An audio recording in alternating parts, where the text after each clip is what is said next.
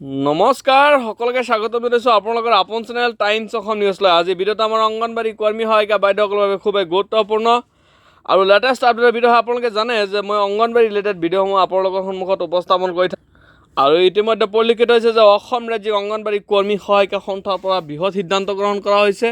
আৰু যিহেতু আপোনালোকৰ মাননি এয়া খুবেই দুৰ্ভাগ্যজনক কথা যে 1500 টকা আৰু 750 টকা, আপোনালোকে ঠিকেই শুনিছে যে কৰ্মীৰ বাবে কেৱল মাত্ৰ 1500 টকা আৰু সহায়িকাৰ বাবে 750 টকা। এই মাননি খুবেই নগণ্য, কিয়নো আপোনালোকে জানে যে আজি প্ৰায় বিগত 7টা বছৰ হ'ল 2018 চনৰ পৰা অংগনবাড়ী কৰ্মী সহায়িকাৰ দৰমহা বৃদ্ধি কৰা হোৱা নাছিল, কেন্দ্ৰ কি ৰাজ্য চৰকাৰ। যদিও ৰাজ্য চৰকাৰে বঢ়াইছে, তেনে ক্ষেত্ৰত অসম চৰকাৰৰ মাত্ৰ 1500 টকা বা 750 টকা বৃদ্ধিয়ে কি প্ৰভাৱ পেলাব ইমান মূল্য বৃদ্ধিৰ সময়ছোৱাত, সেয়া হৈছে লক্ষণীয় বিষয় এটা।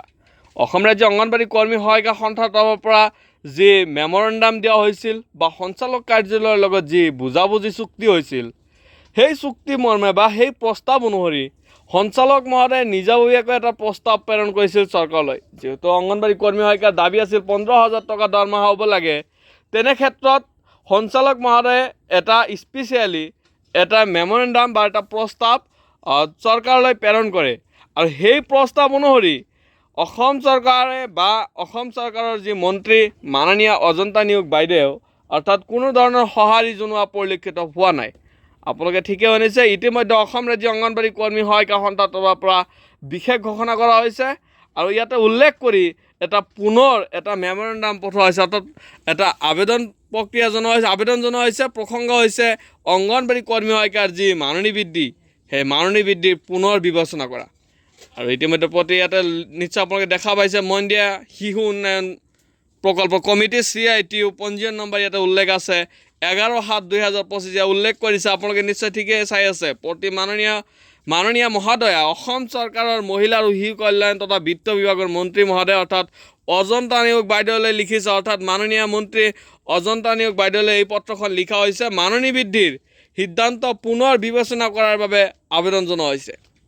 ইয়াত উল্লেখ কৰিছে মহোদয় সন্মান সহকাৰে অতি দুখেৰে জনাওঁ যে যোৱা 10 জুলাই 2025 তাৰিখত অসম চৰকাৰৰ যি কেবিনেট সভাই কৰ্মৰত অংগনবাড়ী কৰ্মী আৰু সহায়িকাসকলৰ বাবে ৰাজ্য চৰকাৰৰ পৰা যি অতিৰিক্ত মাননি কৰ্মীৰ বাবে 1500 টকা আৰু সহায়িকাৰ বাবে 750 টকা বৃদ্ধি কৰাৰ ঘোষণা কৰিছে। নিশ্চয় আপোনালোকে এইখিনি সকলোৱে জানে যে 10 জুলাই তাৰিখে যি কেবিনেট বৈঠক হ'ল আৰু সেই কেবিনেট বৈঠকতে অসমৰ মুখ্যমন্ত্ৰী ডক্টৰ হিমন্ত বিশ্ব শৰ্মা ডাঙৰীয়াই উল্লেখ কৰে যে সংবাদমেলৰ আগত উল্লেখ কৰে যে অংগনবাড়ী কৰ্মী 1500 টকা আৰু সহায়িকাৰ বাবে মাত্ৰ 750 টকা বৃদ্ধি কৰিব। আৰু এই যি মাননি বা ধন 1 অক্টোবৰৰ পৰা বাহাল থাকিব বা 1 অক্টোবৰৰ পৰা আপোনালোকৰ এই মাননি লাভ কৰিব। আৰু উল্লেখযোগ্য যে 2023 চনৰ 12 অক্টোবৰত মহিলা ও শিশু কল্যাণ বিভাগৰ সঞ্চালকালয়ে এক বিভাগীয় প্ৰস্তাৱ অসম চৰকাৰৰ ওচৰত দাখিল কৰিছিল। সেই যি বিষয় আছিল, সেই বিষয়টো নিশ্চয় আপোনালোকৰ মনত আছে যে 22 অক্টোবৰৰ দিনা যি মহিলা 2023 চনৰ 22 অক্টোবৰৰ দিনা যি মহিলা ও শিশু কল্যাণ বিভাগৰ সঞ্চালকালয়ে এক প্ৰস্তাৱ দাখিল কৰে আৰু সেই মৰ্মে যিহেতু উল্লেখ হৈছিল, এটা ভাল খবৰ আহিছিল যে অংগনবাড়ী কৰ্মী সহায়িকাই লাভ কৰিব 5,500 টকা বৰ্ধিত ধন অৰ্থাৎ আৰু সহায়িকাৰ বাবে 2,750 টকাৰ যি বৃদ্ধিৰ প্ৰস্তাৱ। নিশ্চয় আপোনালোকে লক্ষ্য কৰিব পাৰিছে, ইয়াত কেৱল 5,500ৰ সলনি 1500 টকা আৰু 2,750ৰ সলনি মাত্ৰ 750 টকা।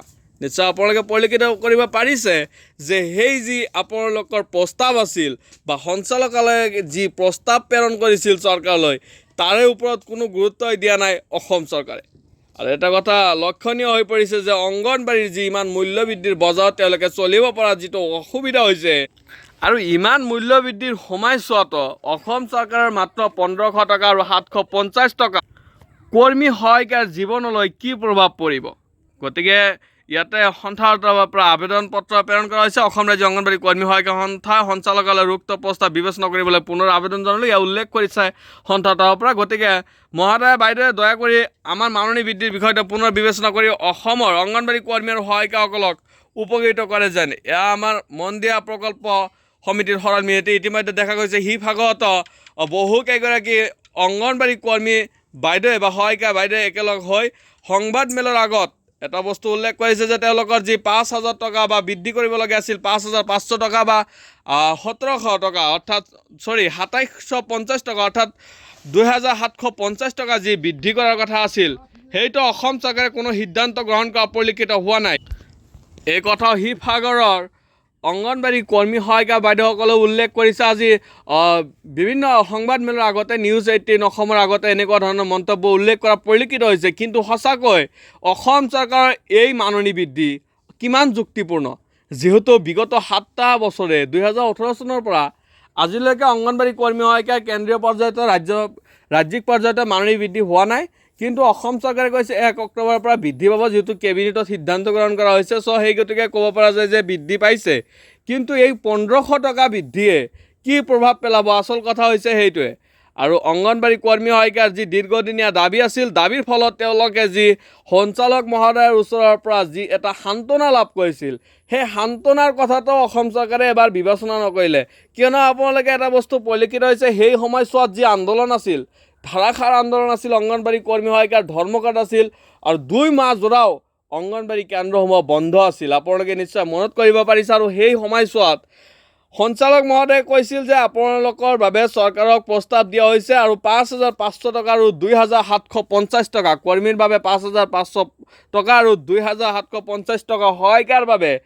তেনে ক্ষেত্ৰত অংগনবাড়ী কৰ্মী সহায়িকাৰ যি মাননি, সেই সন্দৰ্ভত অসম চৰকাৰে আজি 2টা বছৰ পিছতো সেই প্ৰস্তাৱৰ ওচৰত বিবেচনা কৰা নাই। যদি বিবেচনা কৰিলেহেঁতেন মাত্ৰ 5,500 টকাৰ সলনি 1,500 টকা কেনেকৈ, আৰু যি 2,750 টকাৰ সলনি অৰ্থাৎ 2,750 টকাৰ সলনি মাত্ৰ 750 টকা।